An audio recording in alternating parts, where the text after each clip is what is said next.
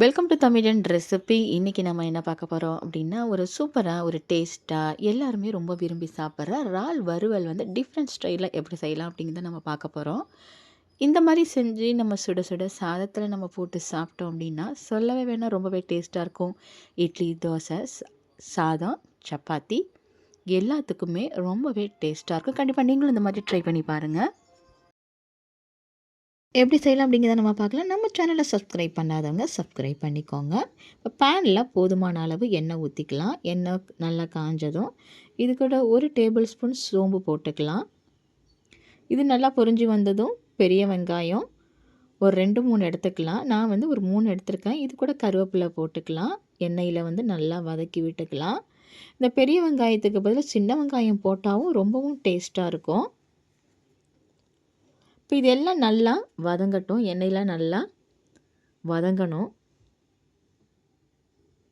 சின்ன வெங்காயம் இருந்தால் கூட நீங்கள் சின்ன சின்னதாக கட் பண்ணி இல்லை ஒரு 1/2 கப் கூட நீங்கள் போட்டுக்கலாம். நான் வந்து ஒரு 200 கிராம் இறாலுக்கு தான் இந்த அளவு நான் எடுத்திருக்கேன். இப்போ இஞ்சி பூண்டு பேஸ்ட்டு 1 டேபிள் ஸ்பூன் இல்லைனா 2 டேபிள் ஸ்பூன் போட்டுக்கோங்க. அதாவது நீங்கள் எவ்வளோ இறால் வச்சுருக்கீங்களோ அதுக்கு ஏற்ற மாதிரி நீங்கள் போட்டுக்கணும். நான் வந்து ஒரு 200 கிராம் இறால், இது ஒரு 2 டேபிள் ஸ்பூன் இஞ்சி பூண்டு விழுது போட்டு பச்சை வாசனை போகிற வரைக்கும் நல்லா வதக்கிட்டு, நம்ம க்ளீன் பண்ணி வச்சுருக்கிற இறாலை இது கூட போட்டு இதை வந்து நல்லா வதக்கி விட்டுக்கணும். நம்ம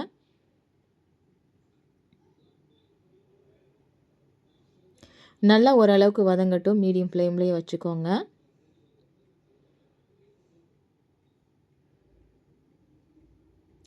நல்லா வதங்கி வந்ததும் போதுமான அளவு உப்பு போட்டுக்கலாம்.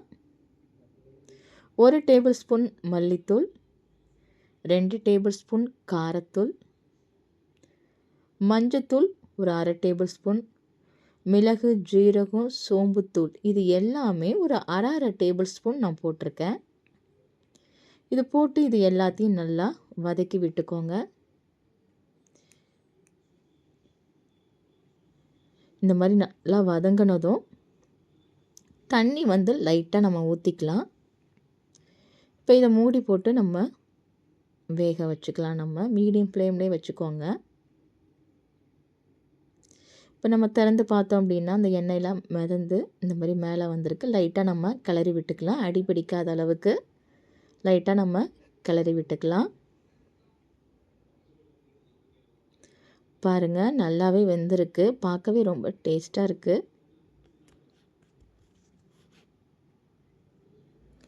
இப்போ லாஸ்ட்டாக இறக்கும் போது ஹாஃப் லெமன் வந்து பிழிஞ்சு விட்டுக்கலாம்.